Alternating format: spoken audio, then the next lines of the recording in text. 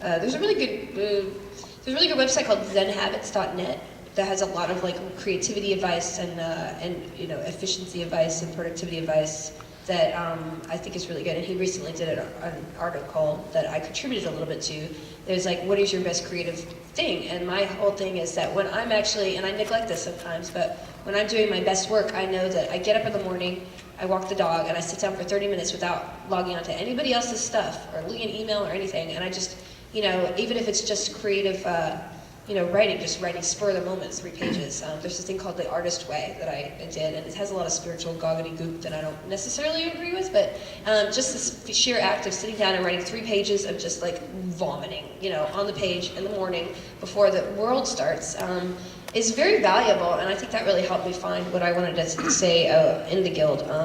One of the things I still struggle with, and I wrote the Guild season 1 on a lark, and it was just for myself, and I never was going to show anybody it. And the thing that I have to overcome was, as kind of a people pleaser kind of person, is to not think of all the external things, like what are the fans going to think, what is the production going to think, we can't afford this location, and to get the skeleton of something down, because really, you're right, it's really, what are the bones of this, and do I instinctively feel like this is something that's true to me, and I'm having fun with, versus I'm trying to please all these things and kind of deal with all the production ideas, before I even get like really a solid soul feel kind of, I'm very instinctive, like I'm slow, and I'm like, I don't know what I have to kind of find it, and it has to feel right, and it's kind of, not a very precise science, but unless I have that feeling about something, I never am happy with it.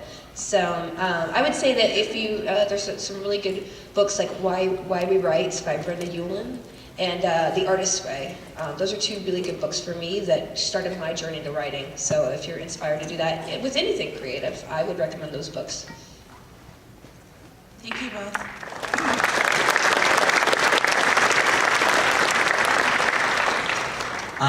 First off, just want to say, really big fan. I'm a WoW player, so the Guild really speaks to us at least.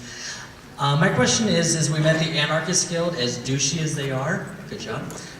Is there any future plans to bring in other guilds? I'm not sure. I can't say one way or another that. I don't want to do any spoilers. As your attorney, I'm going to advise you not to answer. My attorney says no, sorry. I do enjoy creating characters, and I will say that there are some fun characters this next season that you'll enjoy that you haven't met before. All right. Thank you. That's all. My attorney says shut up. Next. Amazing. I want to thank both of you for being here. You're both really inspiring, although sometimes you inspire horribly addicting things like Twitter. Destroying one life at a time. Yes. Thank you. My question is really for you, Felicia. I'm a math teacher, and I heard that you started out, really academic, and you have a math degree from UT Austin. And I'm just wondering how you made that transition from, that real studious person I've heard you talk about in interviews to being this amazing creative person with all this stuff out there. Yeah, I kind of got a math degree on, it wasn't like I really wanted to use it. It was, I enjoyed doing math when I was a kid because it gave me a lot of structure. And a lot of that structure, and I had to unlearn to become creative. But at the same time, I think the self-discipline that it kind of taught me, and the logic that it taught me, especially since I like the more theoretical stuff, not the practical. I dropped out of physics twice because I was like, it's too many numbers, but I like dealing with letters that nobody will ever deal with in real life, like group theory. It's so not useful, and I've forgotten it all. But anyway, let's talk about that later. Yeah, so I think that it did instill a lot of discipline because you do have to, and the thing about, solving a proof is that you have to sort of build on what everybody else has done before you to try to formulate and patchwork together your own formulation. That's kind of like building a script. You're using stories that other people have used. Like, there's no new stories, they say, and it's kind of the truth. Yeah, there's like 7 stories or something. Yeah, so but putting together a script, you're taking these things and twisting them a little bit for your own needs to make them fresh and make them kind of spark with you. And it's not, not dissimilar from doing a proof in a sense. So I think that definitely kind of translated. And it definitely made my parents happy. I got a math degree. So that's not a small matter. Thanks for inspiring us. Thank you. Okay, I hope your students realize how cool it is that they have a math teacher who will cosplay. Yeah, really. I hope you have a picture of that. That is actually pretty hot. last question. All right, my question is from Will. First, I want to say I love you in the movie Toy Soldiers. Oh, thanks. Yeah, you were awesome in that. So I want to know, how do you get in character for the Guild? Because it's totally your different persona. I did a lot of homework and built a lot of, not really backstory, but I had to come to a real clear understanding of who Fox was and why he did the things that he did and what his actual motivations are, kind of how he sees himself, what his relationship is to the other people in his guild, and why he even cares about his battle with the Knights of Good. And I was really lucky to be working with the writer, and also Sean Becker is a tremendous director. And between Sean, Felicia, and Kim, among Sean and Felicia and Kim, I was able to really get a very clear picture of Fox. My first day of the first thing I ever shot in the Guild was just sleeping in Codex's bed. So that was easy. But my second day was all the webcam stuff for In my house.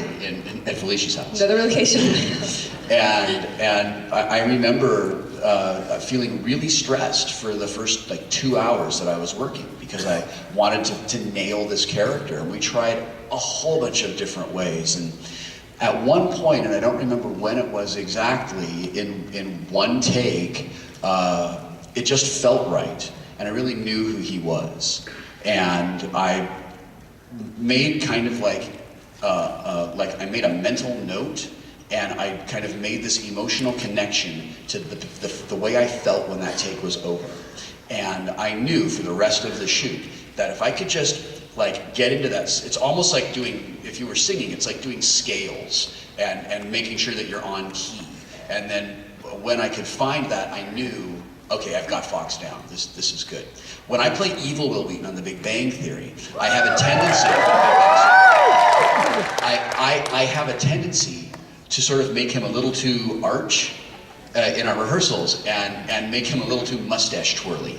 And Bill and Chuck are always saying not so arch, bring him back. And I don't want Fox to go that way as well. So to prevent that from happening, we talked about all these things that the audience will never know about, that are not on screen, that are not in the script, that make this guy exactly who he is. And if I have that feeling, it's almost like if I can hear that note, then I know that he's right. And when everything is over, I just have to trust Sean. And I have learned that if Sean says, no man, it's okay, we got it, that I know, okay, we got it. And we may have gotten it on take 3, but we went ahead and did 5 or 6 takes. But if Sean says we got it, then I know. And so far, he's been right every time. It's a very good lesson in acting, actually. That Yeah. right there. Which actually, as an actor, can be really tough if you don't have a director that you can really trust. If you don't have a director who really has their shit together. You became a neurotic mess. Oh It's not man, good. and and I've worked with those directors, but I'm really grateful that when I work with Sean, when I work on the Guild, I can just trust everybody else involved, so I don't have to watch myself, and I can just be that guy. And I sometimes catch myself saying Fox stuff when we're not rolling, Yeah. walking around at craft service or something, I'm like, wow, that was kind of a creep thing to say. Where did that come from? You're Oh such a right, good actor. I'm wearing the kilt. It's all about the airflow. It really frees you up. Gets you in touch with things. All right, thanks. I hope Sheldon gets revenge on you. Thanks. Thanks. All right, you guys want to leave us with any last words? Quotes? Anything? No, No? just I hope you enjoy next season. We worked really hard. And I'm Thanks really for watching. Thank you for supporting the show. It means a lot. It really does. Thank you. Give it up! Come on, guys!